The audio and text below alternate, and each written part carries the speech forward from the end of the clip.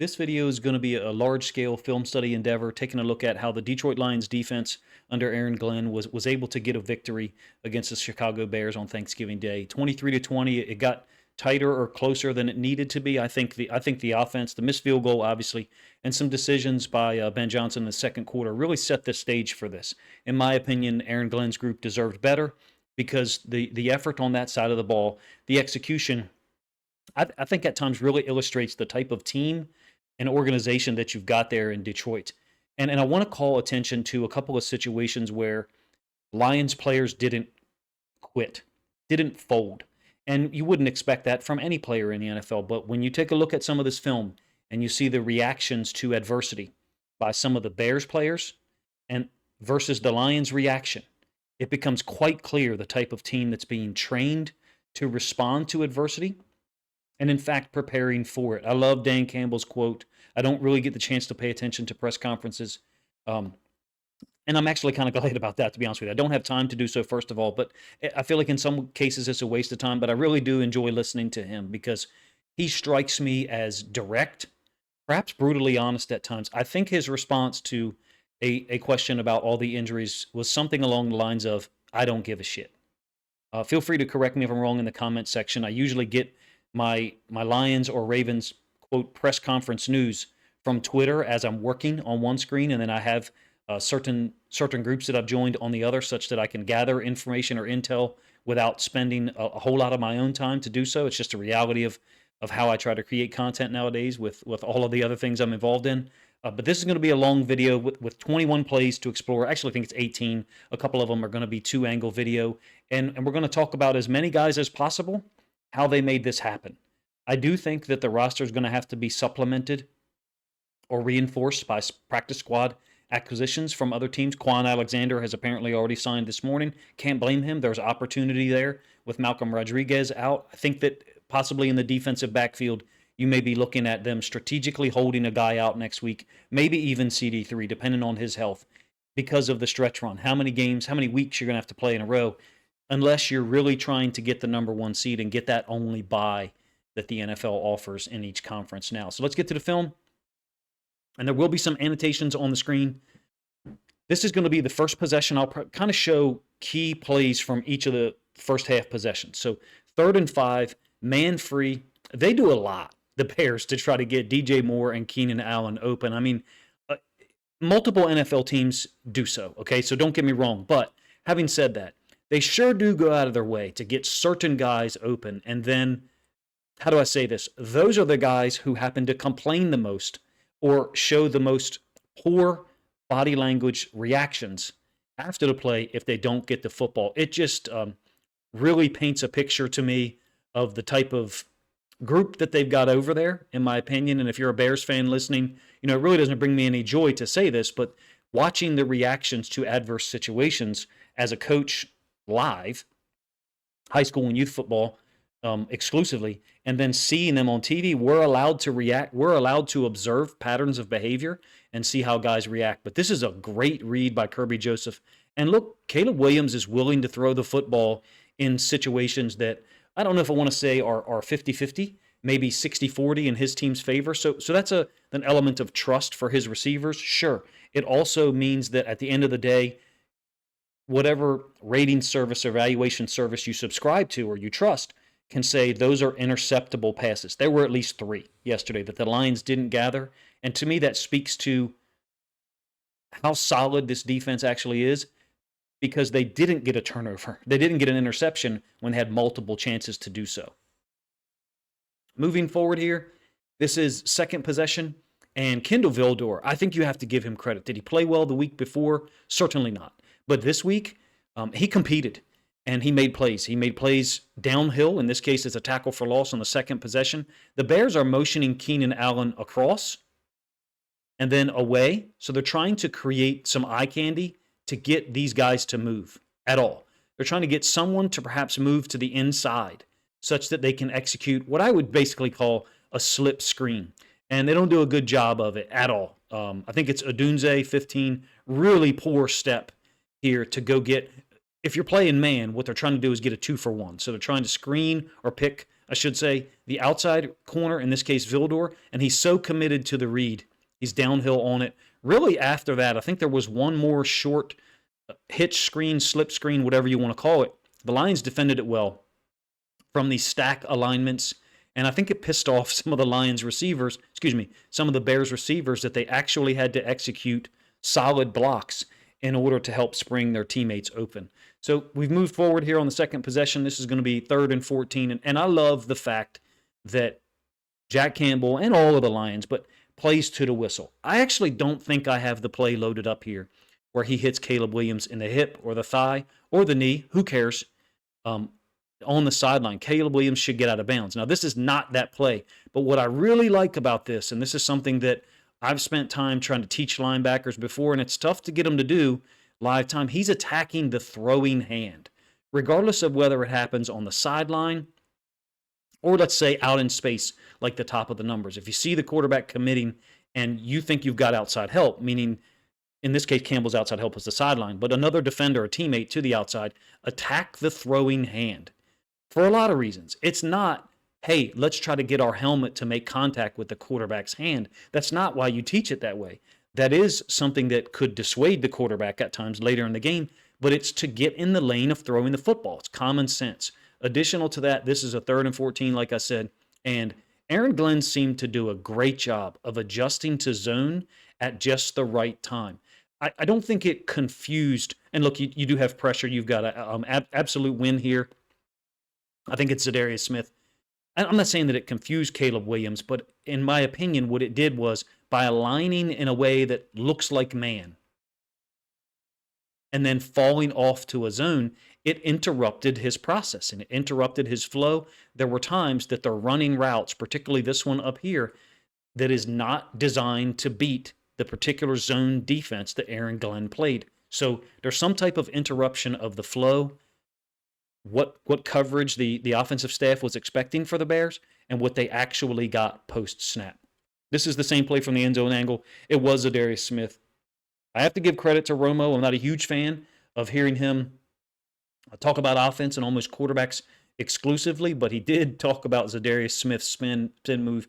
I don't know if you check out my reaction videos, but I have long thought or advocated for putting a defensive player in the announcing box with a quarterback and a play-by-play guy. I presume that that's what Jim Nantz is.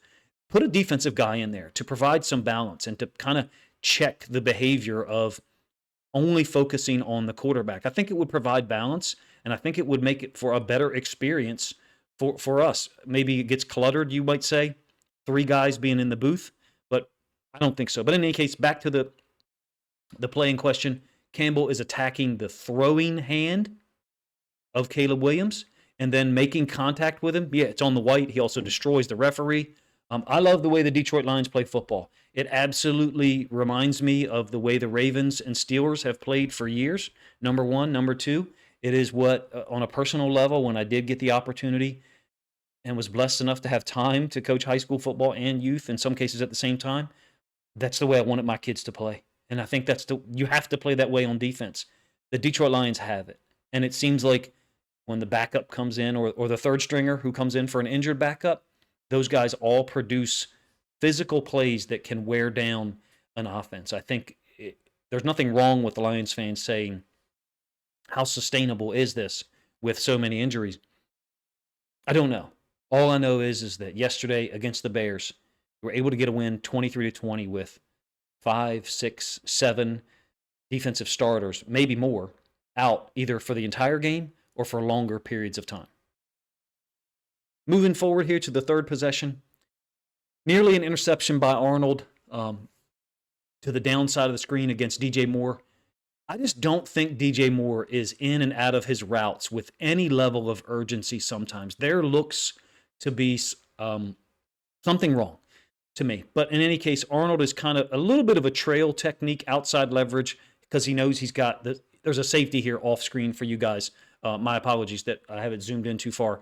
But he's allowing himself, he's basically feeding the receiver into Kirby Joseph, who you kind of start picking up right here. Ball's already out from Caleb Williams. but look at the leverage that it allowed Arnold to play with. I think the coverages Aaron Glenn showed, it's a 2nd and 7, by the way. I think the coverages he showed kind of went against maybe some tendencies. I can't prove this, but why else was there so many times where there's just either A, no one open, or B, you've got literally everything covered perfectly from a leverage standpoint? I think the Bears were in some ways outcoached or outcalled, meaning Aaron Glenn either went against his own tendencies, number one, or number two, he found ways to disrupt the flow of Caleb Williams' processing. It's kind of what I talked about when I said that I think he made plays off schedule, but at times had difficulty with things that were from a progression standpoint. 1, 2, 3. Same play from the end zone angle. And I just want to point this out. There's nothing of consequence here, but another moment where a linebacker identifies the player he's responsible for in coverage blocking and then decides to blitz. David Long doesn't actually get there, but this just seems to be something that the Lions have added in a little bit more here recently, and you can do this when you're playing man defense. Also, additional to that, Malcolm Rodriguez, if he's out for an extended period of time, that's a huge loss.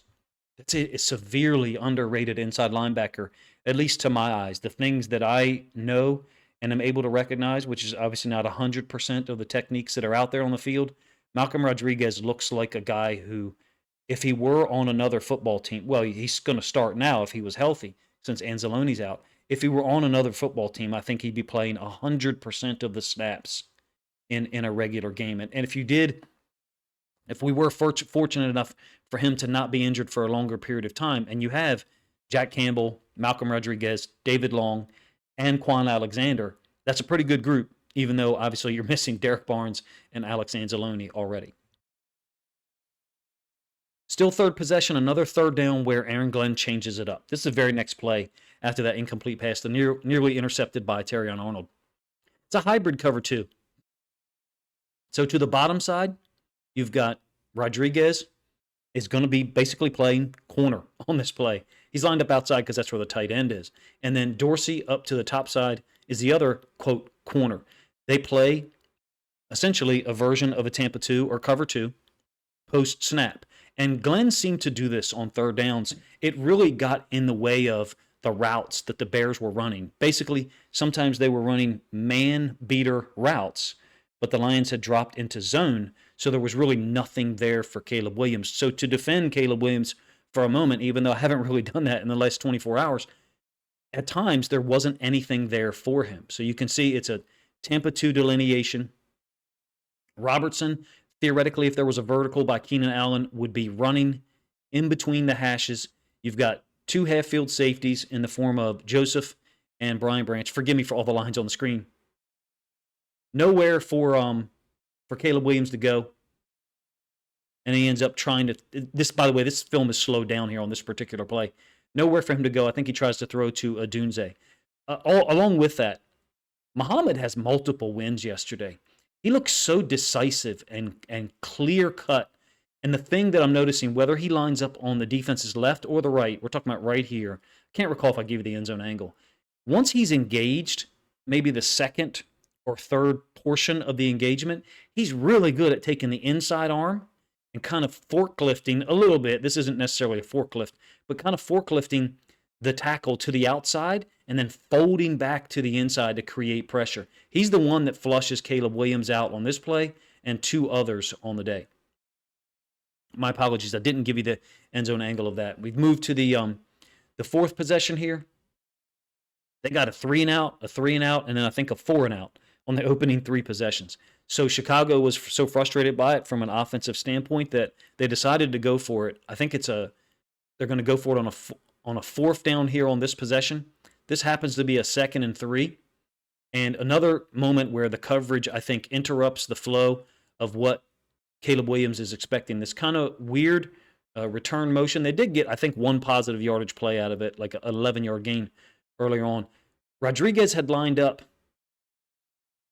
on the hash, and then he flows and checks or takes control of DJ Moore, number one. Number two, you get this very real sense watching the Lions defense that these guys are doing a great job of communicating or passing off routes. So Vildor has allowed Keenan Allen to flow across. And then the only thing is, he's got to look for something, some work from the other side. You have a Dunze who's being matched by Brian Branch, and the route that emanated from this side, Keenan Allen here, is being taken over by the other corner. Something that they're doing, it just seems to me a lot more of recently than I noticed earlier in the season.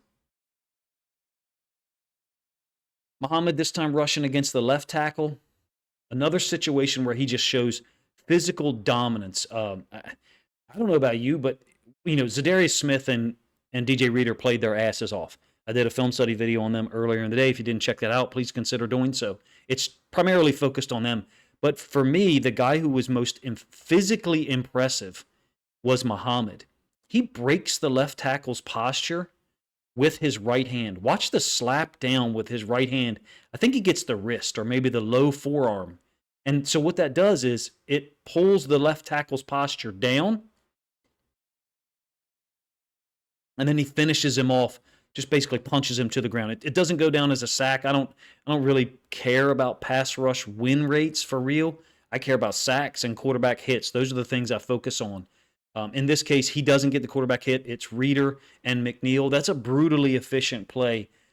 It's kind of ridiculous to think about how many defensive linemen have been injured this year. Let go, in the case of James Houston IV, which was difficult to hear about for me.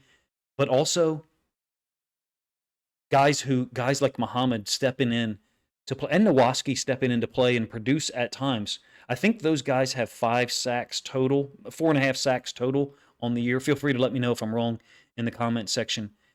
I get it that Lions fans perhaps are not used to being 11-1 and having a dominant defense. We knew that it was going to be better, right? I think we all knew that before the season. We knew that this was going to be a vastly improved defense. Did you know that it was going to be this good with this many starters out? Who could have predicted that? I wouldn't have predicted that. I don't think it's fair to say right now, Friday afternoon, that there's no way that this is sustainable. We don't know who's going to come back at this point, number one. Number two, we don't know what the front office can possibly get done with practice squad acquisition. So this is the aforementioned 4th down. And again, to talk about Rodriguez, look where he's lined up. And then he actually goes downhill a little bit to handle this wheel. It's a 4th and 3. I think it's a great job of pass defense. I don't think this is pass interference. He didn't touch the running back, number one. He's not obligated to turn around if he doesn't touch the running back. It's not like he grabbed him. He, in fact, just put his hands up. The ball hit him in his hip, so it's severely underthrown. But just for a moment, the angle that he goes to, this is awareness, in my opinion. We would not teach a linebacker to come forward with the threat of a wheel where he had to go backwards. Having said that, you kind of have to here because of the possibility of multiple pick shield routes by compressed aligned wide receivers or tight ends that would prevent you from going over the top. If you go over the top on 4th and 3, well then the running back's just going to convert this into a shoot route, and Caleb Williams is going to get easy completion into the flats. For me personally, we would be in zone, but that's a topic for another day. This is a great job of him coming downhill, getting underneath of the potential pick shield routes by these guys. It's man all the way across the board. Also, Brian Branch taking over this route. Same concept I talked about earlier. Forgive me if I'm digressing too much on some of the coverage, but when I call this a defense film study, that's completely what this is. Watch how Arnold passes off this route by DJ Moore because it's an underneath drag on a critical down. They ran that a lot. Branch goes in between 2 Chicago receivers or eligible receivers to cover that up. Additional to that, Arnold is falling off here. Look at his helmet. He's looking for work from the other side. This is becoming a foundational coverage for the Lions when number 1, the outside wide receiver, goes underneath. Now, the key here is that they're not doing this here. They're doing this to the other side. So there's some kind of call half field where they're having a different reaction to one side, Arnold's side, he's passing off, versus Vildor's side on the bottom where he basically stayed in man. Same play from the end zone angle. You'll get an idea of Branch taking over for Arnold on the underneath. That route's gone. Keenan Allen was covered by Robertson well. I like that matchup. Keenan Allen, he got the clean win for a touchdown on Robertson that everybody wants to focus on. The China in, out, and then back in is a cool route, so give him credit for that. I thought it was a good matchup. I thought Robertson gave him issues at times, particularly the play at the end of the second quarter. Fifth possession here, going to be a nickel blitz by Branch up at the top side of the screen. And then check this out. This is the Bears' first-round wide receiver pick, Odunze. Let me get rid of those cutouts. Sorry. Those are annoying for you guys. Odunze is their first-round wide receiver pick. This is Dorsey. What order where is he in the pecking order for outside corners for this Lions team? I mean, he's pretty far down. Man, he played his ass off yesterday. Those guys gave up a lot of passing yards, don't get me wrong, in the second half, him and Vildor, but Vildor got called for the DPI. I think we got to give credit to these guys for competing.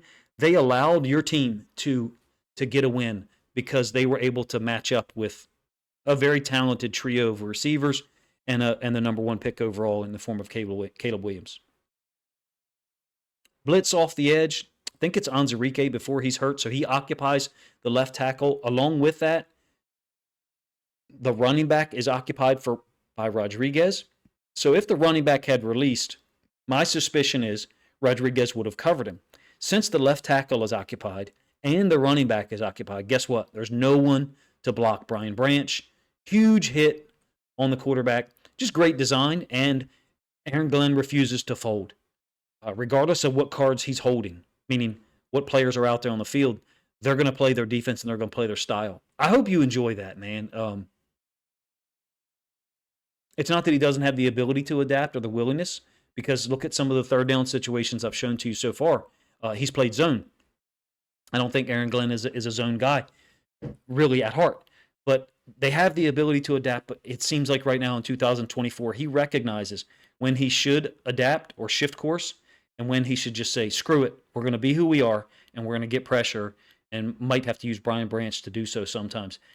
Branch reminds me of Kyle Hamilton so much in that whatever the question is, it's like the answer is Brian Branch. For the Ravens, whatever the question is, the answer is Kyle Hamilton. We need some pressure on the quarterback. We can blitz him. We've got to cover a tight end or a really excellent slot receiver. We can use Brian Branch or Kyle Hamilton. I know that DJ Moore did, in fact, beat Branch on a slot fade yesterday. In my opinion, he's a guy who makes everything work because of his versatility, moving from the back end, the third level of the defense, to the second, and in some cases, like the previous play, blitzing off the edge. Fifth possession here, the weakest penalty that I saw, that I may have seen in the NFL this year. This is difficult to fathom that this is called, number one. Number two, I don't know what Caleb Williams is seeing here, that this drag is open. And yeah, you're trying to get it to Odunze on the hash against Robertson. I think that ball should be caught. I think Odunze is kind of curled in a little bit too far and should be able to adjust to this. But I mean, this is absolutely wide open, right in his field of vision.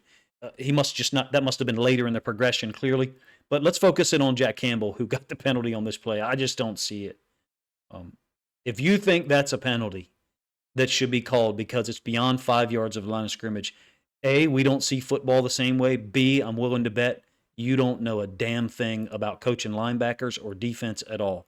That is piss poor officiating to give a team a first down that is completely being wiped out offensively to this point. Finally, end of the second quarter, and I didn't show the all-22 for this one. Probably should have. There's 9 seconds left here. What I want to call attention to is Robertson having the awareness and the willingness to challenge Odunze on this throw. They stacked the wide receivers. When I tell you the Bears go to great lengths to get certain guys open, they absolutely do. Really reminds me of the Chargers the last couple of seasons where they would do so much to ensure that Keenan Allen gets open. The only other place that I think does so much work to get one player open is the Rams with Cooper Kupp. But great challenge here by Robertson, who's obviously physically outmatched from a height standpoint and a reach or length standpoint, gets up here to challenge it, force an incompletion. The Bears were trying to get in field goal range. Kind of ironic that at the end of the second quarter, they were willing to throw the ball on a deeper out, try to get in field goal range, Whereas at the end of the game, they absolutely screwed it up, and now Caleb Williams has apparently admitted that he changed the play and decided to go deep with one timeout remaining. Really confusing. So we'll move to the second half, third quarter. Clearly things changed for the Bears. For the Lions defense. You knew that there had to be a point in time such that the talent they have over there gives them opportunities to score. This is their first possession of the third quarter. It's a free release by both receivers. I'm not sure how people expect these things. I don't think the Lions play well in a quarters type of reaction where they're trying to match routes. So DJ Moore, the inside receiver, is going to go to the outside, and Vildor is going to go with him.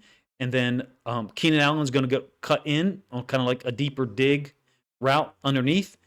Kirby Joseph and Vildor just are not on the same page for a moment.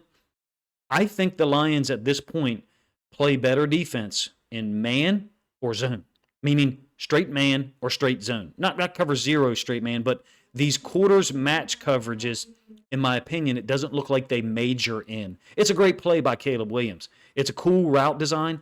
They're intentionally slow playing this with Keenan Allen. He's in like 3.5 gear or maybe 4th gear, and DJ Moore is trying to get vertical first to occupy Kirby Joseph. So it works. The design works. The throw from Caleb Williams works. He steps up out of pressure. They're able to get their first touchdown. I do have to talk about the right tackle versus the defensive end. I think it's Muhammad.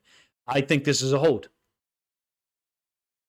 And, you can probably call holding on every play. I get it. But in my opinion, this was 3 times yesterday. Twice on the right tackle, once on the left, where to me it looks like a hold. He's got him hooked. Literally, you've got 2 referees, or 1 official and 1 referee standing right behind there. I get it if you're a Bears fan and you've listened this long that you probably disagree. Maybe even some Lions fans do. But to me, that looks like a hold. Moving forward here, this is going to be the 7th possession. The Lions matched that touchdown to Allen to retake a 16-point lead, in this case 23-7.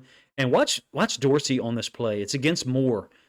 Moore and these guys like to do these hesitation routes. I'm not saying there's not a time and place for them, but when I explained in the reaction video Thursday night, I'm so used to and conditioned to doing reaction videos on Sunday night, that the Bears offense thinks they're better than they are. This is what I mean. These hesitation routes were, at times, basically allowing the pass rush to get there while you're not gaining any ground. Dorsey matched him completely, number one. Yeah, it's cool that Caleb Williams is willing to throw these. He trusts his guys. Man, there's no leverage here. This is an absolute win by the DB, Dorsey, in this situation, number one. Number two, what about the design? Caleb Williams can't throw this football vertical here to DJ Moore. Why not? He's got another receiver in the way. So as much talk as there is about Caleb Williams' decision-making, and I've been critical of it, but the offensive coordinator improving things, the offensive coordinator called this play, which tacitly means he approves it. He's the guy who designed it. I'm not a fan. But in any case, moving forward here, this is going to be 4th quarter. A couple of defensive line impact plays. Reader with a sack. I think I give you the end zone angle of this one. It's an 11-yard loss on the play. Very questionable decision by Caleb Williams, if you ask me. So here's Reader. He's inside shade of the guard, and so the Bears are going to let him be handled. With a little punch from the center, McNeil also is stemming to that side. Complete win by DJ Reader. I have to talk about Williams' decision-making in a game on the road where, this is a second down play, 2nd and 7 to be precise. So if you take a sack, you're going to be in a long yardage situation on 3rd down. Still, you very easily could turn this football over. He's trying to throw an incomplete pass. This could be called intentional grounding. He could not be able to hold on to the football during the course of the sack or the tackle. The type of situation, in my opinion, where someone on the Bears staff needs to say, hey, look, we're going to take the sack there and try to just live to fight another day. I think decision-making is something for him that's going to have to be rehauled or rebuilt in the offseason. There are more talented defenses than the one that the Detroit Lions put on the field in the 4th quarter yesterday against the Bears. There aren't many better defenses, but there's more talented defenses out there. I think he's got to make better decisions if they want to get to where, if they want to try to match what Detroit, Minnesota, and Green Bay are building in that division. So we're going to move to the final drive here and highlight, I think, 4 plays. Lions are holding on to a 23-20 lead. And Muhammad is going to get the sack, but he's clearly held again. Fortunately, it's the second effort that gets him the sack. Additional to this, you can see he's already defeated the right tackle. He's being held at this point in time. I'll give the end zone angle so you can confirm it. Another situation where Aaron Glenn's got him dropping to a cover 2 after showing man. In fact, I think it's a Tampa 2. Try to focus on Muhammad a little bit with the wind to the outside. And then, when his body gets turned clockwise, try to pause it and explain it. So as he's clearing the right tackle, I hope I don't have to convince you that this is a hold. Watch the right tackle pull with his right arm, and Muhammad's body is going to get torqued this way, in a clockwise motion. Why? Because that's the side he's being held from.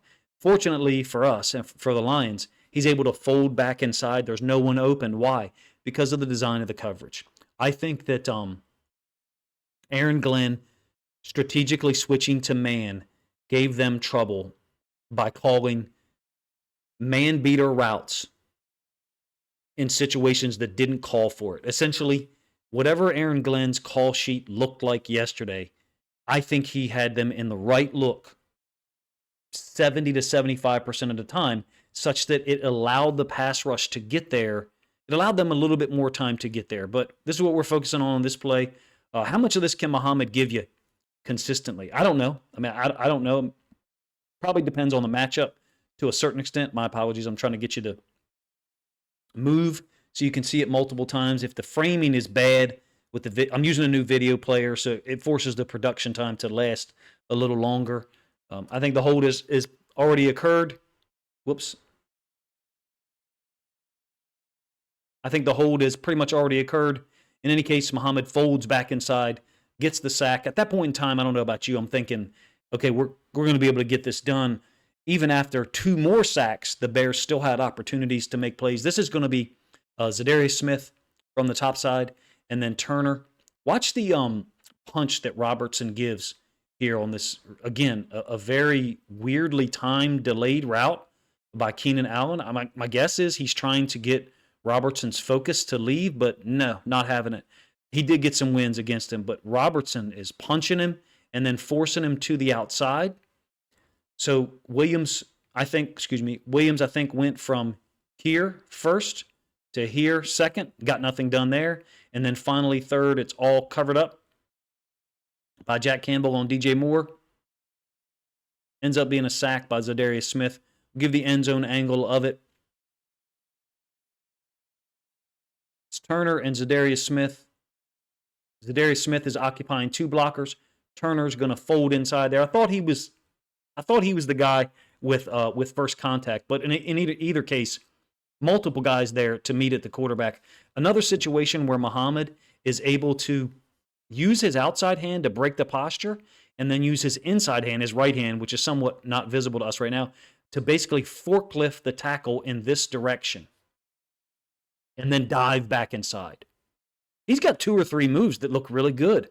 I didn't see this kind of player, to be real with you, earlier in the season. I just was wrong. Or underestimated his ability level.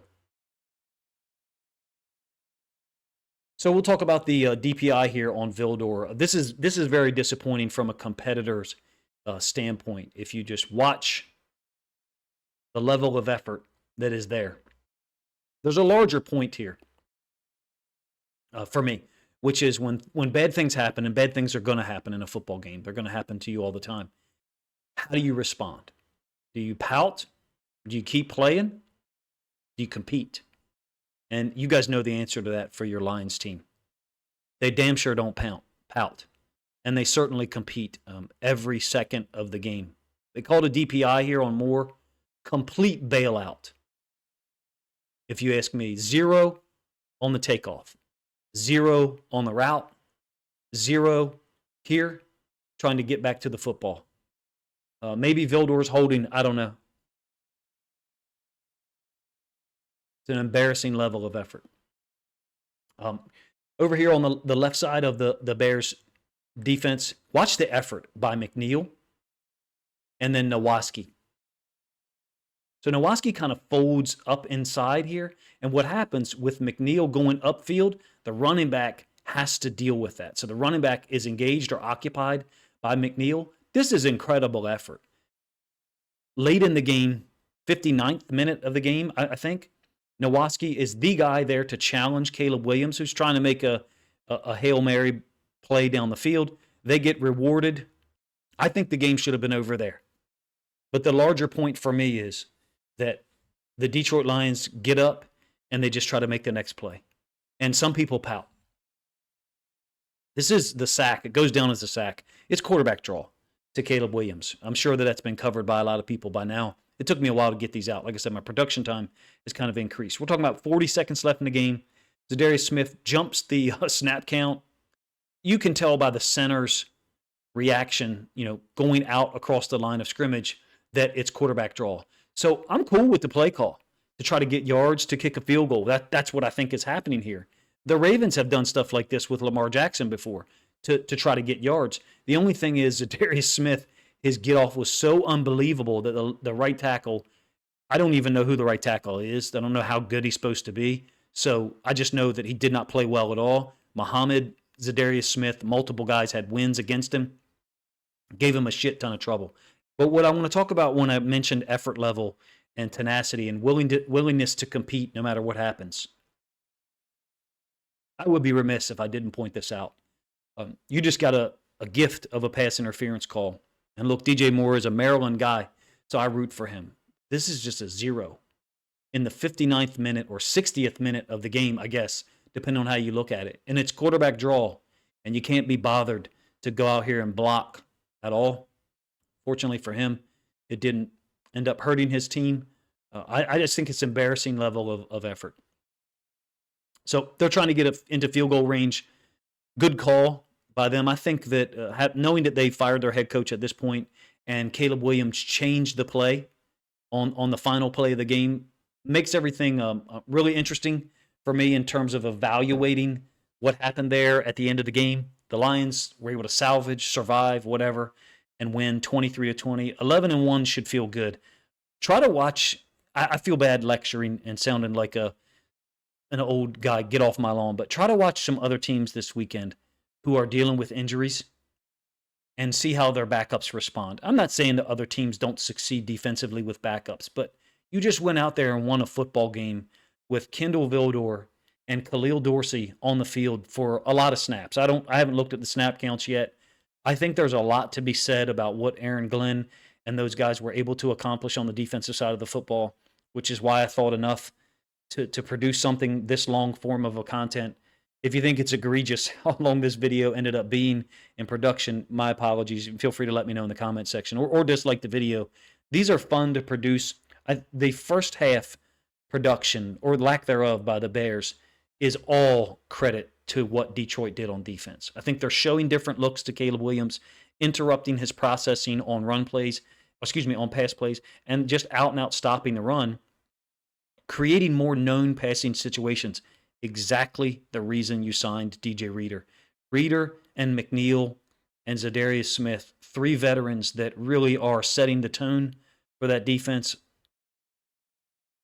Even though it's frustrating to see so many injuries, even though it may make you question the football universe, why is this happening to our team? Try to appreciate it if you can, because it's very unique in the NFL and any level of football, if you ask me, to be able to lose that many high-level guys and still get things done defensively such that you can wipe out Caleb Williams and 3 talented wide receivers for the first half and really, I think, put your team in position to win the game in dominant fashion. Unfortunately, Ben Johnson, the offense, Jahmyr Gibbs with the fumble, and then the missed field goal in the fourth quarter weren't compliant. They didn't play. They didn't live up to the Lions standard, in my opinion. This was a film study video exclusively on the defense. If you enjoyed it, please let me know in the comment section, number 1. Number 2, if you think other Lions fans would appreciate and enjoy the plays that I picked to try to illustrate how well they played in Thursday's win over the Bears, please consider grabbing a link to this video, sharing it out on social media to help this content get more reach.